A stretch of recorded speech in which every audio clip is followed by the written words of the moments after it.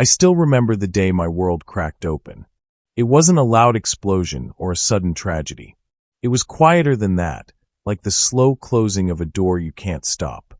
My daughter, Iris, had just turned 23, and though she smiled at me at the party I threw for her, I could already feel her slipping further into another man's world. I lost my wife, Claire, to illness 8 years ago. Back then, Iris was only 15, young and fragile. I thought we had leaned on each other during those years of grief, but when Claire's best friend introduced Iris to her new husband, a wealthy businessman named Leonard, everything changed.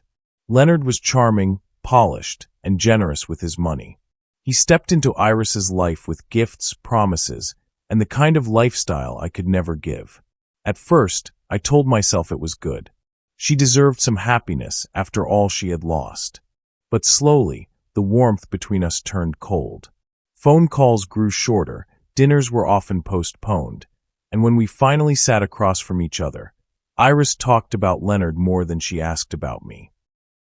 If you are watching this right now, drop a comment letting me know where you are viewing from. Kindly hit the like and subscribe to hear more real stories about family loyalty and betrayal. They might just change how you see your own relationships.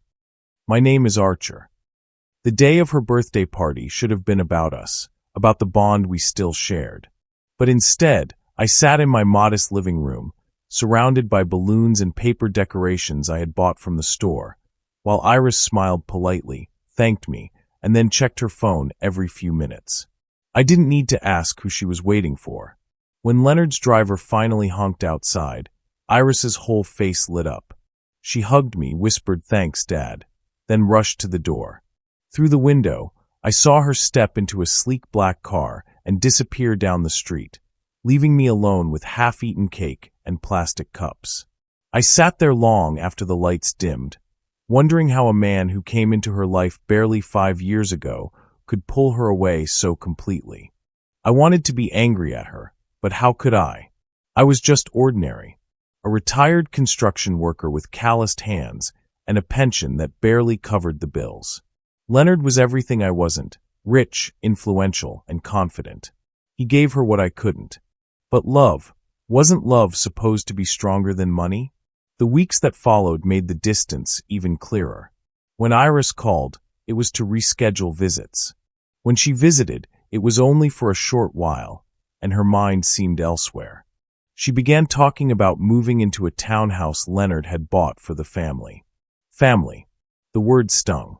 One Saturday evening, I finally asked her. We were sitting in the small diner we used to love, a place where the waitresses knew us by name. I pushed my plate aside and looked at her. "Iris," I said softly, "do you feel like you're drifting from me?"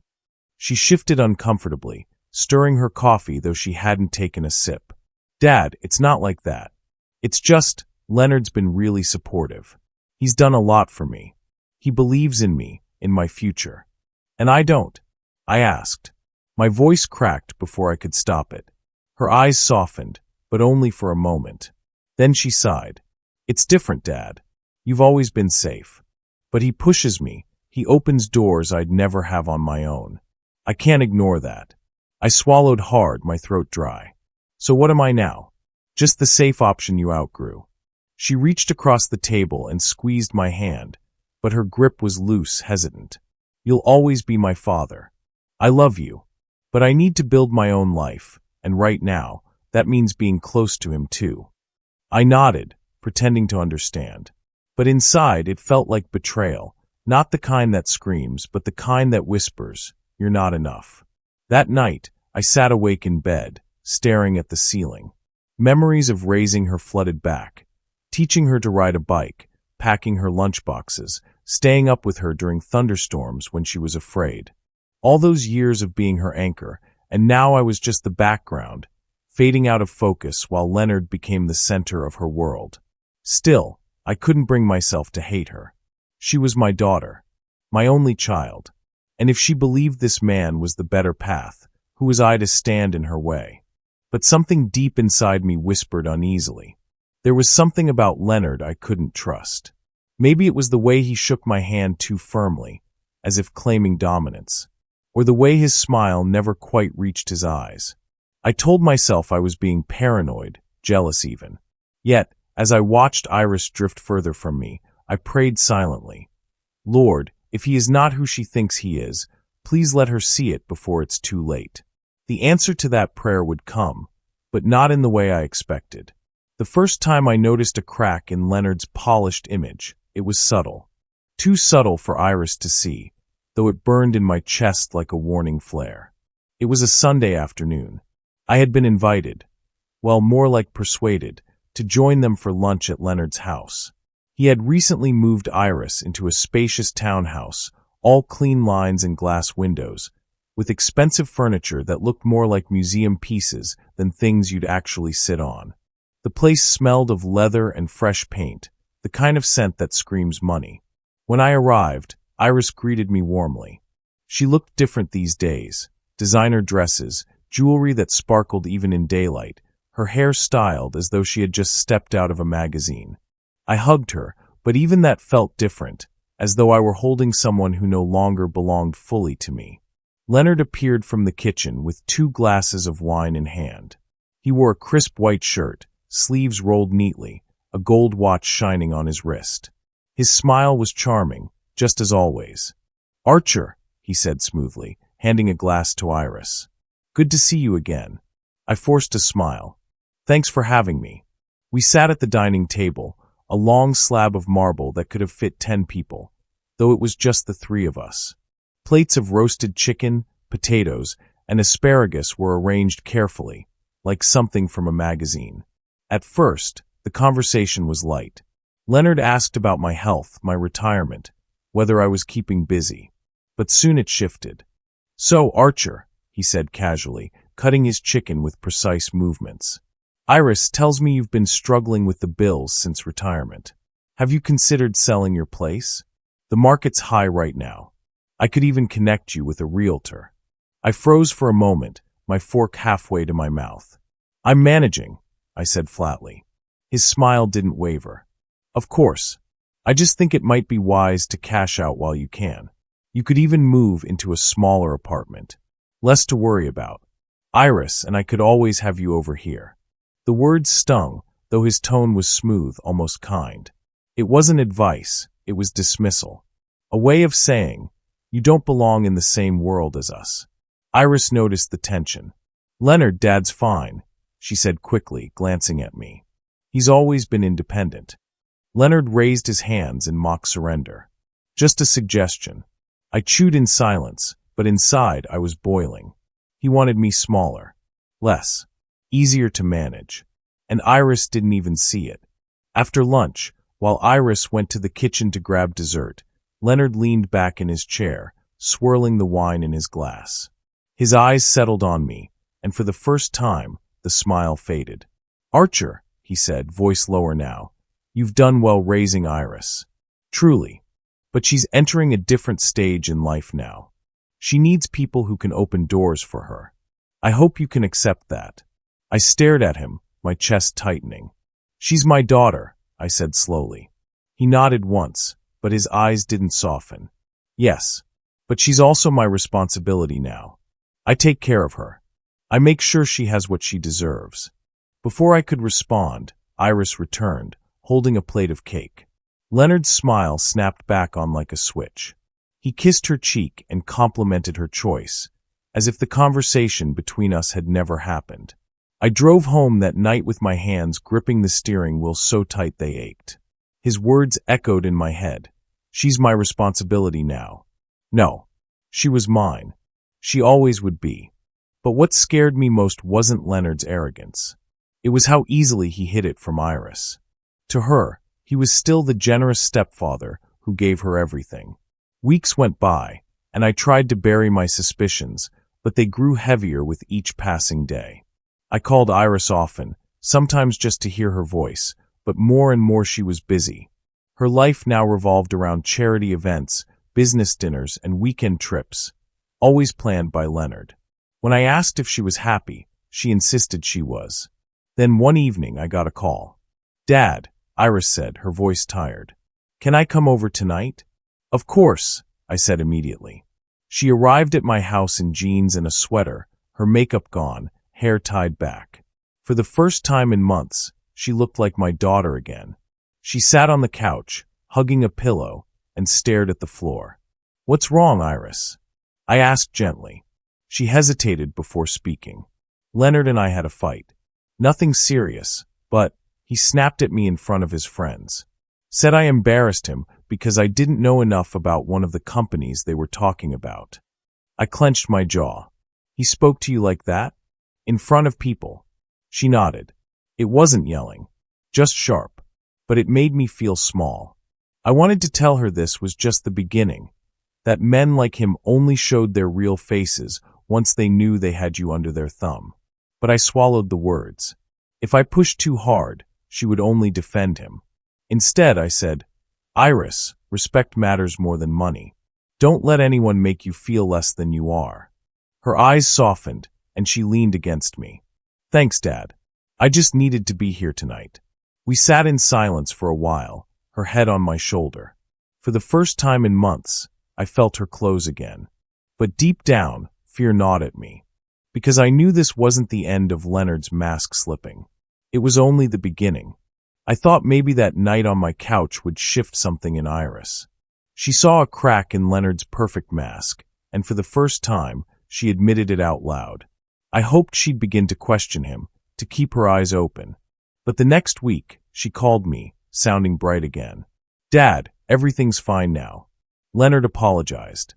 He even surprised me with a weekend trip to Paris. Paris. I couldn't compete with that. My heart sank, though I forced myself to say, "That's nice, Iris. I'm glad things are better." She laughed softly. "See, you worry too much. He just has a temper sometimes. But he means well." That sentence haunted me. He has a temper, but he means well. I'd heard those words before, from men who broke women down piece by piece until they no longer recognized themselves. Still, I kept quiet. If I pushed, I risked losing her completely. The next real glimpse came a month later. Iris had invited me to a charity gala Leonard was sponsoring. I didn't want to go. I wasn't comfortable in rooms filled with diamonds and polished shoes. But Iris begged me. "Please, Dad. It would mean a lot to me if you came." So I went. I wore my best suit, though it felt outdated and stiff compared to the sleek tuxedos around me. The hall glittered with chandeliers, laughter echoing from every corner. Waiters floated around with trays of champagne. I stood near the edge of the crowd, trying not to feel like an intruder in a world that wasn't mine. I spotted Iris across the room, radiant in a long emerald dress. For a moment, I was filled with pride. She was my daughter, my little girl, grown into a woman who turned heads when she walked in. But then I saw Leonard beside her. His hand rested on her back, guiding her like she was part of his display. He introduced her to people, but she barely got a chance to speak before he jumped in, finishing her sentences, telling stories on her behalf. She smiled politely, nodding when appropriate, but I saw the tightness around her eyes. Later, during a speech, Leonard took the stage. He spoke about generosity, about family, about building futures. The crowd clapped and cheered, eating up every word. But I watched Iris standing to the side, her smile plastered on, her hands clasped tightly in front of her. When the event ended, I walked her to the car. Leonard was busy talking to some investors, so for a moment, it was just us. "You didn't look happy up there," I said quietly. She forced a smile. "It's just tiring, Dad. These events aren't really my thing, but it's important to him." "Important to him or to you?" I asked. Her smile faltered. She glanced back at the hall where Leonard still stood, laughing with a group of men. "Sometimes I feel like I'm just another accessory, like a necklace he puts on to impress people." The words cut through me. "And you're okay with that?" Her eyes flickered with something, doubt, maybe fear, but then she shook her head quickly. "It's fine. I'm just overthinking." Before I could say more, Leonard appeared, draping his arm around her shoulders. "Ready to go, darling?" His tone was cheerful, but his eyes landed on me with a coldness only I seemed to notice. I drove home alone, my chest heavy. The image of her smile, tight, practiced, fragile, haunted me. The breaking point came a few weeks later. It was a Tuesday evening when my phone rang. Iris's voice trembled. "Dad, can I come over?" "Of course," I said, already on my feet. When she arrived, I barely recognized her. Her eyes were red from crying, her hair unkempt, and her hands shook as she clutched her purse. "What happened?" I asked, my heart pounding. She sat down, burying her face in her hands. "We had another fight. Worse this time. He shouted at me because I questioned one of his decisions. He said I was ungrateful, that I'd be nothing without him. I felt my blood run cold. "He said that to you?" She nodded, tears spilling down her cheeks. "And then he threw a glass. Not at me, but against the wall. The sound, Dad, it scared me." I sat beside her, wrapping my arms around her shoulders as she sobbed. Anger surged through me, a heat so strong I had to fight the urge to grab my car keys and drive straight to that townhouse. But I knew it wouldn't help. Men like Leonard thrived on control, and if I confronted him head-on, Iris would be the one to pay for it later. Instead, I whispered, "You don't deserve that. No one does. You need to think about whether this is the life you want." She leaned into me, her body shaking. "I don't know what to do, Dad. Part of me wants to leave, but he's given me so much. The house, the trips, the connections. I feel like I owe him." I pulled back and looked into her eyes. "You owe him nothing. He gave you those things to make you feel trapped. That's not love, Iris. That's control." Her lip trembled, and she nodded slightly. But then, almost as quickly, doubt clouded her face. Maybe he was just stressed. Maybe it won't happen again. I wanted to shake her, to make her see, but I knew it wasn't that simple. She had to come to the decision herself. All I could do was remind her, "I'll always be here, no matter what." That night, she stayed in her old bedroom, the one with faded posters on the wall and the quilt her mother made years ago. Hearing her soft breathing as she finally slept brought me a strange comfort. She was safe, at least for now. But I couldn't ignore the truth. Leonard's mask wasn't just slipping anymore. It was breaking. And soon, Iris would have no choice but to face the man she had chosen over me. The morning after Iris stayed at my house, I watched her at the kitchen table, sipping coffee from the old mug she'd used since high school. For a few fleeting moments, it felt like the world had rewound, like she was still my little girl, telling me about school projects and laughing at my corny jokes. But as the minutes passed, her smile dimmed. She checked her phone again and again. I could see the anxiety in her shoulders. Finally, the screen lit up, and her face paled. "It's Leonard," she whispered. "Don't answer," I said quickly. But she shook her head. "If I don't, he'll just keep calling." She pressed the phone to her ear, and I could hear his booming voice even from across the room. I couldn't make out every word, but the tone was sharp, commanding. Her replies were soft, almost apologetic. When she hung up, she looked at me with watery eyes. "He wants me to come back today." I clenched my jaw. "Iris, you don't have to. Stay here as long as you need." She rubbed her temples.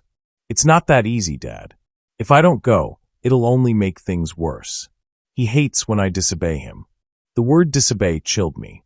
A daughter shouldn't be talking about a partner like that. "Iris," I said gently, "listen to yourself. This isn't love. It's control."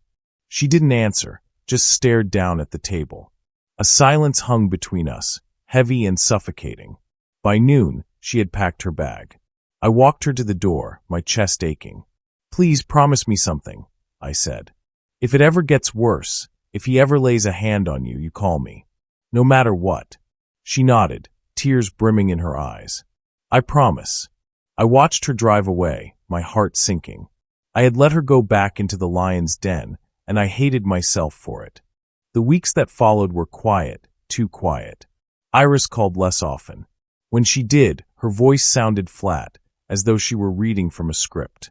She insisted everything was fine, but I could hear the strain beneath the surface. Then one evening, I decided to visit unannounced. It wasn't something I usually did. I respected her independence, but the silence gnawed at me. The townhouse looked the same on the outside, pristine and elegant. But when she opened the door, I knew something was wrong. Her smile was forced, her eyes shadowed. "Dad," she said quickly, glancing over her shoulder. "You should have called first." "I wanted to see you," I replied softly. "Is everything all right?" Before she could answer, Leonard's voice boomed from inside. "Who's at the door?" He appeared a moment later, towering in his tailored suit. His smile was broad, but his eyes were hard. "Archer, what a surprise." "I was in the neighborhood," I said evenly. "Well, come in," he said, though his tone made it sound like a command rather than an invitation. I stepped inside. The air felt thick, heavy. Iris hovered near me, as if torn between wanting me there and fearing the consequences. We sat in the living room. Leonard poured himself a drink, offering none to me. He leaned back in his chair, studying me like I was an intruder. "So," he said casually, "Iris tells me you've been worried about her." My chest tightened. "I just want to make sure my daughter is happy." He smirked. "She is happy. Aren't you, Iris?" She nodded quickly, too quickly. "Yes." I looked at her, searching her eyes, but she wouldn't meet mine. Her hands fidgeted in her lap. Leonard leaned forward. "Archer, I appreciate your concern, but Iris has a life here. A future. She doesn't need to run back to you every time there's a disagreement. That's not healthy for her or for us." His words dripped with condescension, as if I were a child meddling in matters beyond me. I kept my voice steady. "She'll always be my daughter. That will never change." He smiled thinly. "Of course, but she's also my wife now. My responsibility." The way he said wife made my skin crawl, as if the title gave him ownership over her. I wanted to lash out, to drag her out of that house right then and there. But I saw the fear in her eyes, the way her shoulders tensed. If I made a scene, she would be the one to pay later. So I stood slowly. "I should go." Iris looked at me then, her eyes pleading, though she said nothing. "Don't be a stranger," Leonard said smoothly as he walked me to the door. But the moment Iris turned away, he leaned closer, his voice low. "You're only making things harder for her, Archer. Let her grow up." I left with my fists clenched, rage burning in my chest. He was poisoning her, breaking her spirit piece by piece. And I was powerless to stop it. That night, I lay awake, staring at the ceiling. I thought about Claire, how strong she was, how fiercely she had loved Iris. If she were here, she would have fought tooth and nail to protect our daughter. I whispered into the darkness. "Claire, what do I do? How do I save her without losing her completely?" No answer came, only silence. But deep inside, I knew this couldn't go on forever. The cracks in Leonard's mask were spreading. And soon, Iris would have to choose. Not between comfort and struggle, but between freedom and a gilded cage. I prayed she would choose wisely. Because if she didn't, the cost could be greater than either of us imagined. It was late spring when the call came. My phone buzzed on the nightstand just past midnight, jolting me from half-sleep. When I saw Iris's name, my chest tightened. "Dad," her voice cracked through the line. "Can I come over? Please." "Yes," I said without hesitation.